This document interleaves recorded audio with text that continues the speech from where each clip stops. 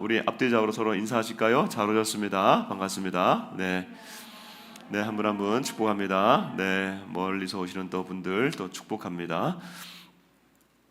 오늘 예배를 할 때 우리 특별히 우리 어린아이들 정말 너무 감사하고, 우리는 지금 코로나 때문에 계속해서 우리가 같이 온 가족 예배 드리고 있는데, 생각해 보니까 올해 좀 감사한 것 중에 하나가, 지난번에 우리 추수감사할 때 제가 이렇게 몇 가지 올려드렸습니다만 그 외에도 얼마나 많겠습니까? 근데 제가 오늘 이번에 말씀을 준비하면서 한번 이렇게 쭉 생각해 봤어요. 올해 1월 1일부터 1월 첫 주부터 저희가 요한복음을 쭉 강의를 하고 있는데, 13장부터 지금 우리 17장에 이르기까지 참 어떻게 보면 지루한 말씀이거든요. 이 지루한, 어른들도 지루한 말씀을 우리 어린이들이 이 2시간을 예배한다는 것이 얼마나 감사한 일인지, 여러분 너무 대견하죠? 여러분도 대견하지만 우리 어린이들도 너무 대견해요. 그래서 우리 어린이들, 우리 한 박수 한번 합시다. 예, 여러분들 너무 감사하고 축복하고, 네, 진짜 말씀을 잘 들으시는 우리 아이들 되시기를 바랍니다. 계속해서 격려하고 축복하면 아이들이 더 이렇게 자라나게 됩니다. 어느덧 우리가 12월 마지막 주입니다. 12월 마지막 달의 첫 번째 주입니다. 예, 벌써 한 달밖에 남지 않았어요. 이제 매주 우리는 이제 카운트다운을, 이제 새해를 향한 카운트다운을 하게 될 텐데, 올 한 해 우리가 잘 정리하고, 그리고 또 12월 예배를 우리가 잘 드리고 12월 한 달 하루에 잘 드릴 때에 내년도 2022년이 또 새로운 한 해가 되기를 바랍니다. 계속해서 하나님 말씀을 보겠는데요. 이제 오늘 정말로 17장 이 모든 말씀을 우리가 이제 끝내게 됩니다. 자, 13장부터 17장까지의 예수님의 그 제자들과에 대한 어떻게 보면 좀 지루한 말씀이었어요. 그러나 굉장히 의미 있는 말씀이었습니다. 자, 오늘은 진짜로 마지막입니다. 이 긴 하나님의 말씀을 선포했던 우리 예수님의 이 마음이 이제는 끝나갑니다. 이제 이 말씀이 끝나갑니다. 그리고 그 말씀을 이제 뭘로 마지막으로 정리하냐면, 예수님이 지금 제자들과 함께 식사를 하다가 이제 다 얘기하시고 하늘을 이렇게 쭉 쳐다보시면서 하늘을 우러러 기도를 하시는 거예요. 여러분, 우리가 마지막에 기도를 하는 것은 사람들과 헤어질 때 기도를 하잖아요. 우리가 모든 모임을 하든지 할 때마다 우리가 기도하고 시작하고 기도하고 마치잖아요. 근데 그 기도가 마지막 기도라고 한번 생각해 보십시오. 마지막 기도. 선교 여행 가가지고 어떤 그 마을에 가가지고나 아니면 이제 농촌 봉사를 하러 갔거나 그럴 때에 교회가 가면은 막 일하고 마지막에 떠나와요. 그 마지막에 떠날 때 같이 예배를 드려요. 근데 그 예배를 드리는데, 제가 시골에 있었을 때 그 언니 오빠들이죠, 아니 누나들이죠. 누나들과 오빠들이 이제 막, 오빠가 아니지, 형들이지. 예, 형들이 이렇게 떠나는데 그 마지막 예배를 드리는데 찬송가, 그런 찬송을 하더라고요. 찬송가 중에 이런 찬송이 있어요. 우리 잘 안 불러서 그렇지. 우리 다시 만날 때까지 하나님이 함께 계셔. 그 시골에서 있을 때 그 누나랑 형들이 떠나가는데 마치 못 볼 것처럼 막 그렇게 울면서 떠나보냈어요. 그 잠깐 떠나보내는 건데 이 땅에서 살면 만날 수 있잖아요. 근데 예수님은 지금 그런 종류의 이 기도가 아니에요. 진짜 떠나는 거예요. 그러니 이 마음을 다한 지금 기도를 하지 않겠습니까? 정말 마음을 다한 기도가 오늘 이 말씀인 거예요. 그래서 이 기도가 17장의 기도를, 여러분, 이게 예수님의 그냥 기도라고 하지 않고 이 땅에 마지막에 있으면서 제자들을 향해서, 그 다음에 이 땅을 향해서 기도한다고 그래가지고 요한복음 17장은 예수님의 대제사장적 기도라고 하는 거예요. 대제사장으로서 그가 하늘에 손을 들면서 기도를 하는데, 이 기도는 세 가지로 이루어져 있어요. 오늘 그 세 가지 잠깐 보도록 하겠습니다. 깊게 볼 건 아니고 그냥 간단하게 봅니다. 이 세 가지는, 첫 번째는 예수님 자신을 향한 기도예요. 두 번째는 여기 있는 자신 앞에 있는 제자들을 향한 기도예요. 세 번째는 그 이후에 올 사람들, 저희들을 위한 기도예요. 그러니까 우리는 사실은 그 마지막 부분을 들으면 돼요. 그럼에도 불구하고 왜 예수님께서 첫 번째부터 기도를 하느냐, 자신을 위한 기도를 하느냐, 참 이런 얘기가 좀 웃깁니다. 어떻게 보면 우리는 예수님께 기도하잖아요. 예수의 이름으로 하나님 앞에 기도합니다. 여러분, 기도를 잠깐 정리합시다. 우리의 기도는 하나님께 드려지는 겁니다. 하늘 아버지께 드려지는 겁니다. 예수님께 하는 게 아니에요. 그러면 예수님은 어떤 기도의 역할을 하시냐? 예수님의 이름으로 그분에게 나아가는 거예요. 아시겠죠? 그러니까 예수님의 이름으로 우리가 얘기하니까 그 예수님의 이름으로 우리가 하나님께 기도하는 거니까 예수님이 얼마나 능력 있는 분이에요. 우리의 기도를 다 받아가지고 하늘 아버지께 올려드리는 그분인데, 아니 근데 그분이 자기 자신을 위해서 기도한대요.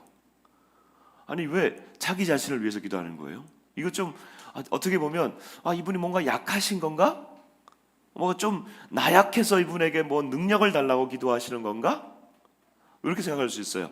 그런데 오늘 그 예수님의 이 기도는 자신의 기도가 인간적 기도가 아니에요. 하나님 아버지 나를 도와주세요. 이거는 딱 한 번밖에 없어요. 예수님의. 언제죠? 겟세마네에서 십자가를 바로 지기 전에 주님 내가 이거 질 수가 없습니다. 하나님 이 잔을 피하옵소서. 요거 외에는 그런 기도를 드리지 않아요. 그럼 오늘 기드리는 기도는 뭘까? 여러분 오늘 예수님께서 하시는 말씀을 들어보십시오. 당신의 기도를 한번 들어보십시다. 1절 같이 한번 읽어볼까요? 1절 같이 한번 읽어보겠습니다. 시작. 예수께서 이 말씀을 하시고 눈을 들어 하늘을 우러러 이르시되 아버지여 때가 이르렀사오니 아들을 영화롭게 하사 아들로 아버지를 영화롭게 하옵소서. 아멘. 하나님 나를 영화롭게 하옵소서. 영화롭게 하옵소서. 말이 조금 어렵지만 간단하게 쉽게 말하면 하나님 당신의 영광을 당신이 갖고 있는 그 영광을 나에게도 주옵소서 이런 뜻이에요. 하나님이 당신이 갖고 있는 그 영광을 나에게 주옵소서. 이거는 인간이 할 수 있는 기도가 아니라고 그랬죠. 예수님이 하시는 기도는 인간의 기도가 아닌 거예요. 만약에 인간들이 지금 우리가 하나님 당신의 영광을 내게 주옵소서 나를 영화롭게 하옵소서 그 천벌 받습니다. 그건 하나님 앞에 하나님의 영광을 우리가 가져갈 수가 없어요. 하나님의 영광의 빛은 우리가 쏘일 수 있지만 그와 동등한 영광을 달라고 할 수는 없는 거예요. 그럼 왜 예수님께서 지금 하나님 당신의 영광을 주옵소서 이렇게 얘기하는 겁니까? 바로 그 기도는 지금 당신이 하나님이시기 때문에 그런 거예요. 내가 당신과 함께 있었던 그 영광 이제 나에게 주옵소서. 그 왜 영광이 없는 거예요? 5절입니다. 같이 한번 읽어볼까요? 같이 한번 읽어보겠습니다. 5절 시작. 아버지여 창세전에 내가 아버지와 함께 가졌던 영화로서 지금도 아버지와 함께 나를 영화롭게 하옵소서. 영화롭게 하옵소서. 근데 언제 전에? 창세전에. 우리 예수님이 창세전에 예수님 골로새서에 보면 예수님께서 아버지와 함께 이 모든 세상을 만드신 분이라는 거예요. 그 영광스러운 그 자리에 계셨던 분입니다. 빌립보서 2장에 보면 하나님과 본질상 동등하신데 동등됨을 취할 것으로 여기지 아니하시고 자기를 비워 종의 형체를 가지사 사람의 모양으로 이 땅에 나타나셨습니다. 그러니 지금 그 영광의 자리를 비우고 내려오셨으니 이제 마지막으로 올라가시는 그 예수님께서 하시는 기도가 하나님 다시 나에게 영광을 주십시오. 그 기도를 하는 거예요. 아니 그러면 이 기도는 좋습니다. 예수님이 그 당신의 자리로 올라가는 기도니까 괜찮죠. 뭐 할 수 있죠. 근데 지금 이 자리에서 이 기도를 해야 되겠냐 이거예요. 제자들과 흩어지고 이제 끝나는데 제자들을 위해서 더 많이 기도를 해주고 그래야 되는데 그렇잖아요.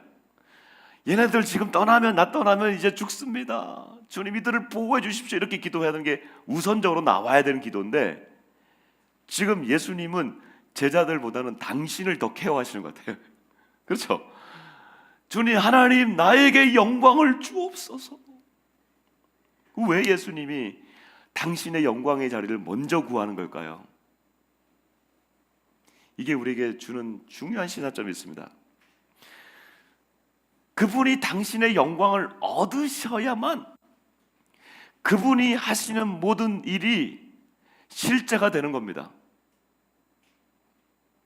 예수님 지금 이제 이 일 이후에 우리 18장으로 가면 곧바로 빌라도에게 잡혀서 로마 군병에 잡혀서 이제 죽음으로 나갑니다. 여러분 만일 예수님께서 죽으시는데 십자가에서 인류를 위하여 내가 하나님의 아들이야. 너희들 봐라. 나는 너희를 위하여 죽는다. 하고 진짜로 죽었어요. 아무 일이 안 나타나요. 그럼 그게 무슨 의미가 있어요? 하나님의 아들이 죽었다는 것 자체가 무슨 의미가 있어요?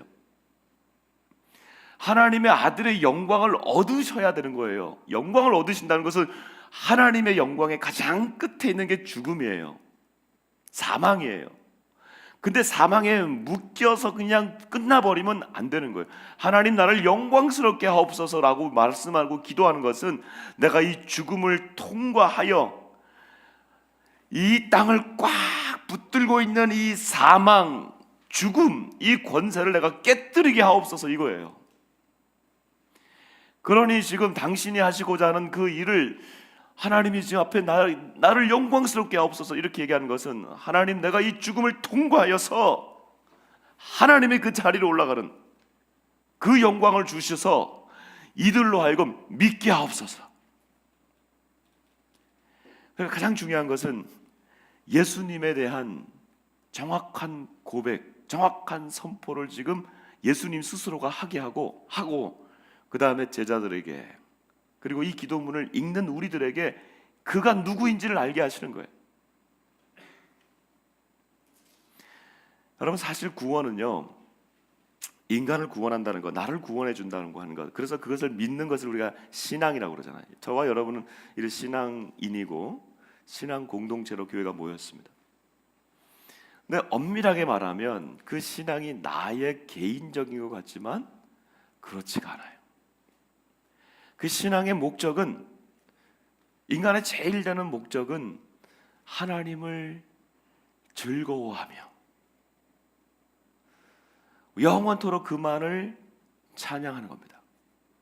구원의 목적은 나에게 있는 게 아니에요.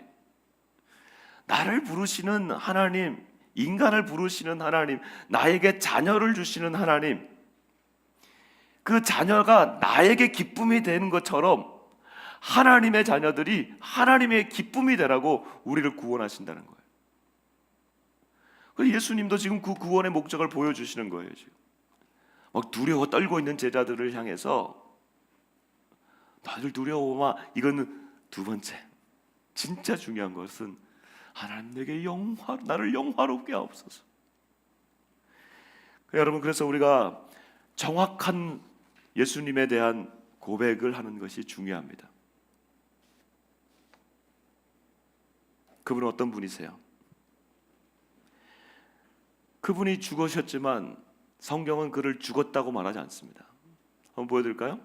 요한계시록 요즘 이제 우리가 계속해서 보고 있는데 요한계시록 보면 이 죽음을 통과한 예수님, 그래서 나를 영화롭게 하옵소서 하는 그 예수님이 나타난단 말이에요.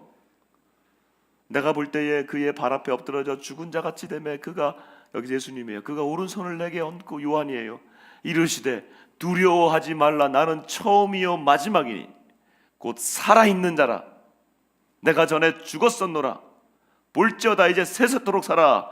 사망과 음부의 열쇠를 가졌으니, 사망과 음부라고 하는 지옥이에요. 그 모든 그것의 권세를 내가 갖고 있고, 열쇠라고 하는 건 권세 아닙니까? 내가 전에는 죽었노라 그러나 내가 살았다. 영원토록 살아있다. 그 지금 예수님의 그 기도가 지금 완전히 이루어진 것이죠. 그 다음에도 봐도 여전히 나옵니다. 다음 거 보여주시면, 내가 또 보고 들음에 보좌와 생물들과 장로들을 둘러선 많은 천사의 음성이니 그 수가 만만이요 천천이라. 같이 읽어봅시다. 시작. 큰 음성으로 이르되 죽임을 당하신 어린 양은 능력과 부와 지혜와 힘과 존귀와 영광과 찬송을 받으시기에 합당하도다. 아멘. 저는 요즘 그 아침 기도회 때 우리가 지금 큐티로 이 요한계시록을 좀 보고 있지 않습니까? 요한계시록을 좀 보고 있는데 너무나 큰 은혜가 되는데, 가장 큰 은혜가 되는 것은 이 요한계시록에 막 환란의 소리들이 있을 때마다 이런 찬송들이 있다는 거예요. 그래서 제가 용현팀 집사님한테 얘기를 해야 되나, 우리 동정 집사님한테 얘기를 해야 되나, 이 요한계시록으로만 찬송으로만 우리가 찬양을 하나 쭉 만들어서 메들리로 해도 만들어 좋겠다는 생각이 들었어요. 마음이 있는 분들은 하십시오. 너무 좋은 거예요. 근데 그 찬송이 예수님에 대한 명확한 고백을 하고 있어요. 하나님에 대한 명확한 고백과 예수 그리스도에 대한 명확한 고백. 지금은 예수님께서 이제 십자가로 가셔야 되니까 나를 영화롭게 하옵소서 이렇게 기도하지만 그 기도가 이루어진 이 명확한 선포들, 죽임을 당하신 어린 양, 죽음으로 끝나지 아니하고 그분에게 영광을 받으시옵소서, 찬송을 받으시옵소서, 합당하신 어린 양. 여러분, 예수님에 대한 명확한 고백이 중요한 거예요. 지금 막 제자들이 막 두렵고 떨리니까 나를 보호해 주세요. 제자들의 모습이 우리와 같아요. 나를 보호해 주세요. 나를 보호해 주세요. 내 병 좀 낫게 해 주세요. 쟤 좀 어떻게 좀 치워 주세요. 아니면 이 문제 좀 해결해 주세요. 나 좀 물질 너무 힘들어요. 난 물질 좀 주세요. 이게 아니라 진짜 중요한 것은 예수님에 대한 명확한 고백. 그 문제 해결의 명확한 해결책이 되시는 것은 그 문제를 해결하는 것이 아니라 그 문제를 해결하는 분을 만나는 겁니다. 그분에 대한 명확한 선포가 필요한 것입니다.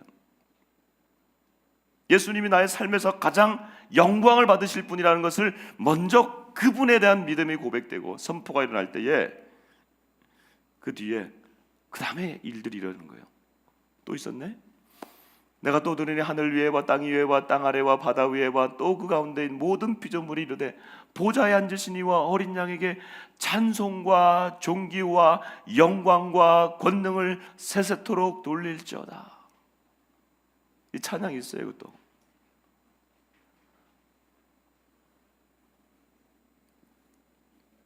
우리의 삶에 예수님에 대한 명확한 고백이 있기를 원합니다. 명확한 고백.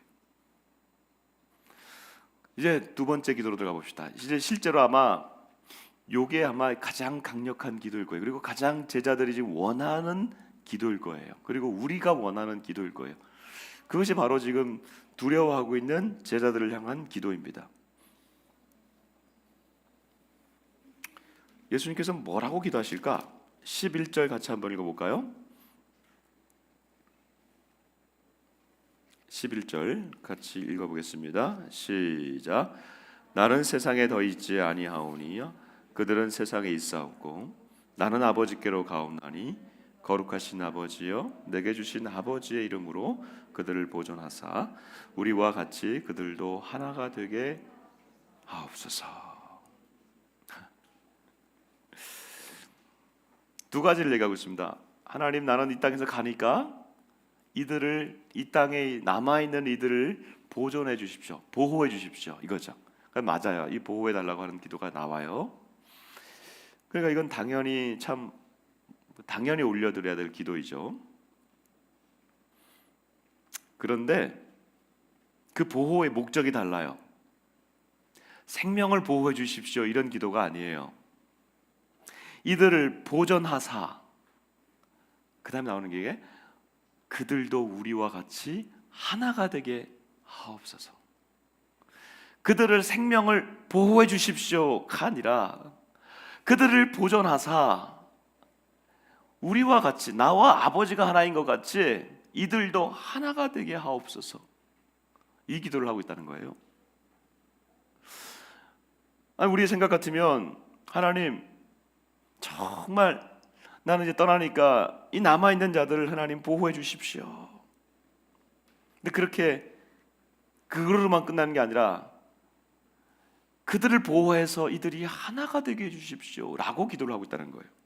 왜 예수님이 지금 제자들을 향해서 가장 중요한, 제자들이 지금 예수님께서 자기들을 위해서 무슨 기도를 하나 이렇게 막 귀가 쫑긋하고 지금 들으려고 그러는 그 시간에 왜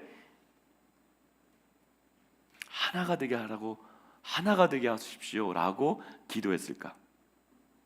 가장 큰 기도 제목이 바로 이걸 텐데, 이 보호해 달라고 하는 건데, 이 마지막 순간에 하나가 되게 해주십시오 라고 기도하는 걸까요, 여러분? 우리가 잘 모르겠어요. 근데 성경에는, 오늘 본문에는 답이 나와요. 어디 나오냐? 21절이에요. 우리 같이 한번 보겠습니다. 21절 같이 한번 읽어보겠습니다. 시작. 아버지여, 아버지께서 내 안에 내가 아버지 안에 있는 것 같이 그들도 하나가 되어 우리 안에 있게 하사 세상으로 아버지께서 나를 보내신 것을 믿게 하옵소서. 답이 나와요. 그들이 하나가 되게 하사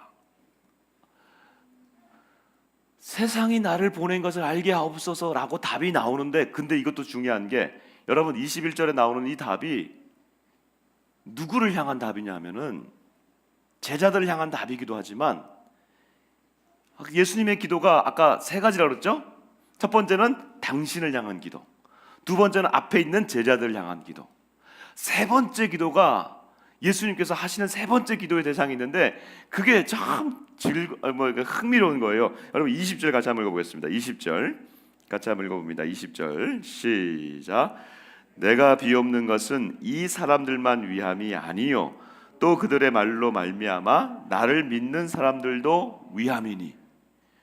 예수님께서 지금 기도하고 있는 이 세 번째 대상이 누구냐면 이 제자들이 앞으로 나갈 거라는 거예요. 그게 예수님이 아셨어요. 그래서 그들이 가서 말씀을 전파하면 그것 때문에 사람들이 믿게 되는 사람들, 자, 이 사람들 누굽니까? 저와 여러분이죠.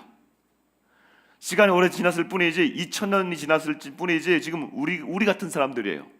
제자들이 아니, 우리가 제자가 아니에요. 그 자리에 있는 제자가 제자들을 통해서 우리가 믿게 된 사람들이지. 그러니까 지금 예수님께서 제자들을 향해서도 하나가 되게 하옵소서라고 말하고, 또 우리와 같이 제자들과 같이 제자들을 통해서 믿게 된 저와 여러분을 향해서도 지금 예수님께서 기도하고 있는 게 있다는 거예요. 그게 뭐냐면 하나 되게 하옵소서라는 거예요.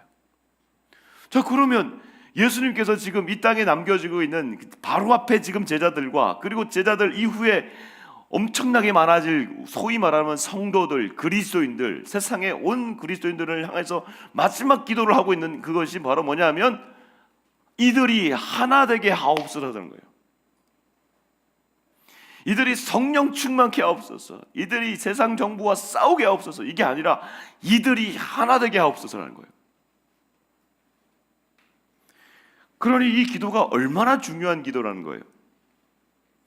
근데 알면 알수록 여러분, 하나 된다는 게 무슨 말일까? 하나 된다는 게 이들을 향해서 마지막은 오고 있는데, 사실은 예수님께서 지금 12명 앉아 있잖아요. 지금 12명 앉아 있단 말이에요. 근데 그 중에 하나를 이렇게 얘기해요. 그 중에 한 명은 멸망의 자식뿐입니다 하면서 멸망의 자식은 빼놔요. 가룟 유다는 빼놔요. 가룟 유다는 이미 이제 이 성경에 응한 대로 그냥 가버려요. 이게 배반의 길로 가버려요. 그러면 나머지 11명, 그 11명이 어떻게 될까? 그들이 또 무너지고 쓰러지고 엎어질 때 이게 얼마나 어렵습니까? 그 11명의 이 12제자를 보십시오. 이 구성원들을 보세요. 베드로 보세요. 얼마나 그 앞에 자기 주장이 강합니까? 요한 얼마나 옆에서 시기하고 그 자리를, 그 윗자리를 탐하고, 12명인데도 그래요. 한 명은 이미 떨어져 나가고. 근데 예수님이 마지막 기도를 지금 하고 있는 것은 이들뿐만 아니라 이들로 믿게 되는 모든 성도들, 그 공동체를 향해서 지금 얘기해 주신 것이 이들이 하나 되게 하옵소서. 하나 되게 하옵소서. 하나 된다는 게 얼마나 어려워. 이 말씀 자체가 어려운 게 아니라 이 말씀을 실행하기가 어렵다는 거예요. 하나 된다는 거 뭐가 어려워요? 그냥 하나 되면 되지. 그러나 여러분, 하나 된다는 게 얼마나 어렵습니까? 부부가 하나 된다고 하는데 둘이 합하여 한 몸이 되리라. 이거 얼마나 어려워요. 부부들도 어려워요. 민족이 하나 되는 거, 세상에 우리 민족처럼 지금 하나 되기 어려운 민족이 없어요. 갈라진 민족을 하나 되지 않아요. 지금도 얼마나 어려워요. 그런데 예수님께서 그 하나 되는 방법을 알려주셨어요. 그 방법을 알려주셨어요. 같이 한번 봅시다. 요한복음 13장인데 이것도 제가 띄워놨어요. 같이 한번 읽어보겠습니다. 읽습니다. 우리 아이들 크게 읽읍시다. 이게 예수님께서 우리에게 하나 되는 방법이에요. 시작. 새 계명을 너희에게 주노니 서로 사랑하라. 내가 너희를 사랑한 것 같이 너희도 서로 사랑하라. 너희가 서로 사랑하면 이로써 모든 사람이 너희가 내 제자인 줄 알리라. 잘했어요, 아이들. 잘했어요. 우리 아이들은 앞에 앉아야 돼. 그래서 큰 소리로 해야 돼. 서로 사랑하라. 내가 너희를 사랑한 것 같이 너희도 서로 사랑하라. 하나 된다는 게 너무 어렵지만 명확해요. 너무나 명확해요. 너희가 사랑하라. 너희가 하나 되면 세상이 너희를 보고 하나님이 나를 보내신 것을 그들이 믿게 될 것이다. 그 얘기 결국 뭐예요? 나를 그들이 받아들이게 될 것이다. 언제? 너희가 하나 되면. 근데 어떻게 하나 되는 거예요? 서로 사랑할 때. 서로 사랑할 때. 근데 너무나 명확해요. 하나 되는 것도 명확하고 하나 되는 방법도 사랑하는 게 명확한데, 그런데 문제는 이것도 어려워요. 어떻게 사랑해요, 우리가? 진짜 어떻게 사랑해? 사랑하는 것만큼 정말 어려운 게 어디 있어요? 그냥 청춘들이 만나가지고 뜨겁게 사랑하는 거면 평생 그렇게 사랑하면 좋겠는데, 그게 얼마 가나요? 청춘들 미안해요. 기대를 뺏어가서 조금 다르게 사랑하게 되죠.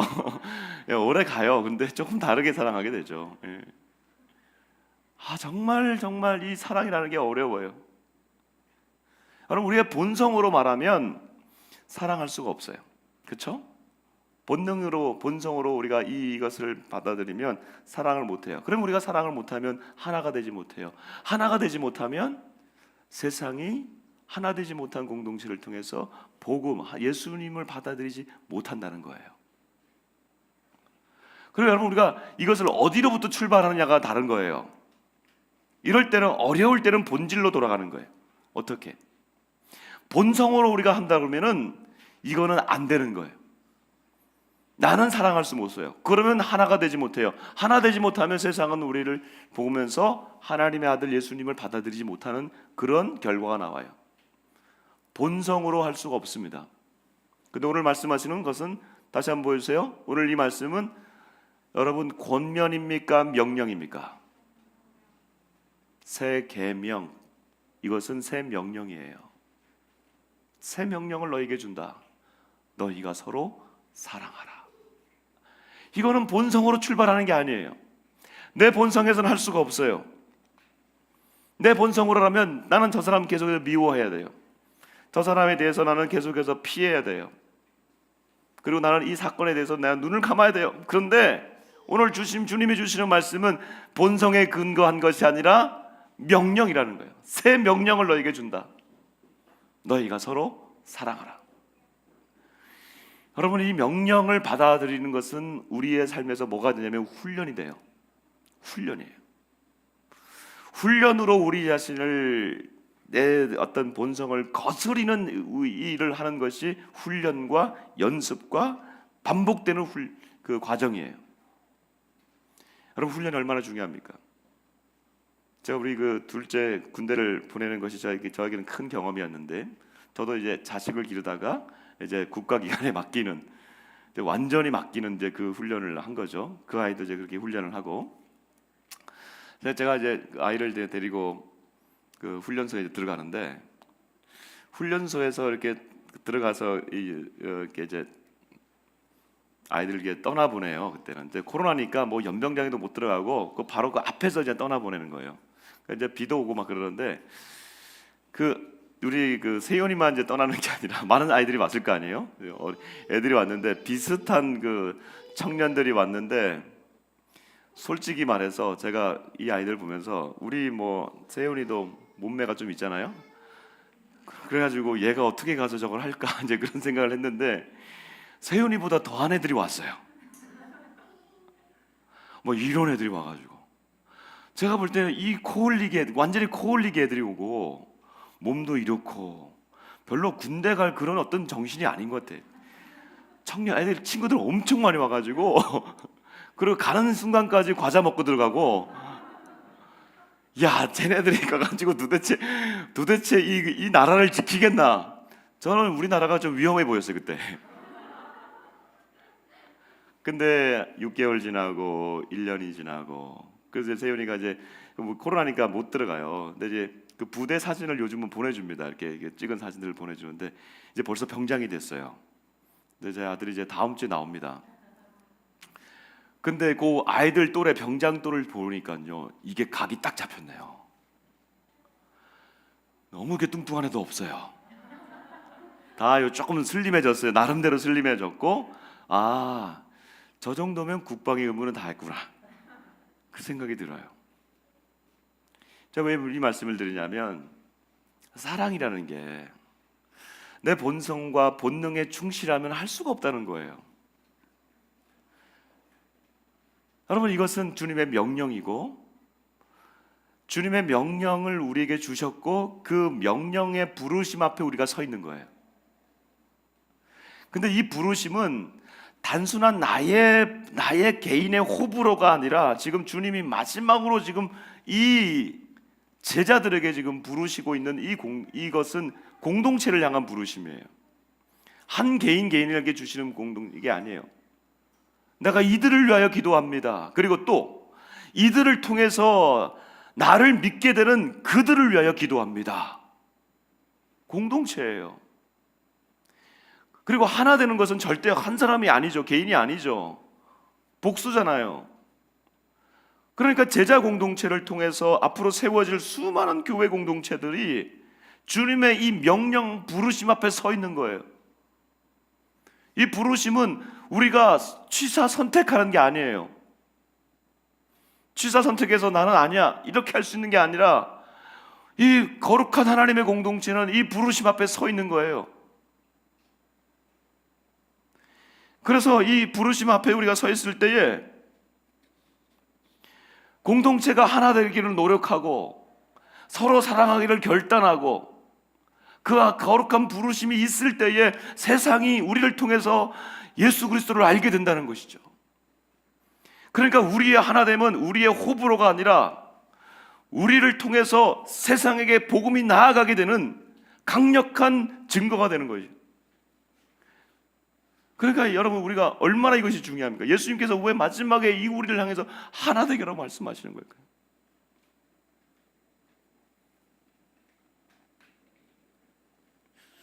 우리의 신앙은 개인적인 신앙이 아니에요. 우리는 공동체와 함께 자라나는 거예요. 왜? 주님이 이들을 통하여 믿음을 가지게 될 그들을 위하여 기도합니다. 이들은 제자들이고, 제자들을 통해서 앞으로 수천 년 동안, 2000년 동안 지금 이 제자들을 통해서 믿음의 공동체를 일어나지 않습니까? 저와 여러분이 하지 않습니까? 그러니까 이 지금 제사장의 기도는 지금 오늘 우리를 향해서 지금 들려주시는 말씀이에요. 생명나래요, 너희가 내 안에서 하나가 되라. 나는 못한다 그랬어요? 근데 주님이 하나님과 그분이 함께 하신 것처럼 너희들도 하나가 되어라. 여러분, 구원은 개인이 받습니다. 성장은 공동체를 통해서 일어난 겁니다. 상처는 사회 공동체에서 받습니다. 그러나 치유는 교회를 통해서 일어납니다. 왜냐하면 관계이기 때문에. 그리고 치유받은 자는 치유할 수 있습니다. 공동체를 통해서 우리가 선다는 것, 제 개인적인 경험이 하나 있습니다. 얼마 전에 지난주인가요? 지난주네요 벌써. 예. 제가 이제 우리 임직식을 앞두고 참 어려움이 있었잖아요. 그래서 임직식을 앞두고 기도해야겠다 해서 금요 기도회 때 제가 다음 주에 좀 한 주간 금식하며 기도하겠습니다, 이렇게 선포를 했어요. 그래서 주일 아침에 이제 일어나서 주일날 와서 이제 설교 준비 마치면서, 지난주죠, 주일날, 지난주일이었나요? 설교 준비하면서 도저히 금식을 못 하겠더라고요. 선포를 했는데 금식은 못 하겠더라고. 그래서 4일을 내가 한다고 그랬는데 도저히 못 하겠어요. 그래서 오늘 올라가서 설교하면서 올라가서 양해를 구해서 4일 동안 하는 것을 4일 동안 하는데 하루에 한 끼는 먹겠습니다, 이렇게 이제 하려고 마음을 먹었어요. 그리고 이제 올라가려고 그러는데 어떤 한 분이 저한테 문자를 보냈어요. 목사님, 제가 그 4일 금식에 저도 동참하겠습니다.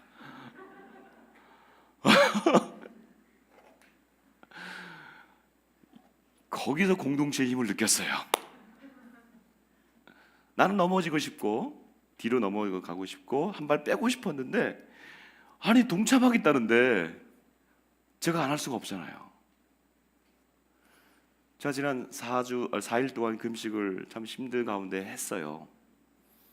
그런데 한 주가 끝나고 난 다음에 제 몸의 회복도 있는 뿐만 아니라 몸의 회복 플러스 영혼의 회복과 그 묶여있던 흉악의 결박이 풀려지는 그 신비한 육체적 경험을 한 번 했어요.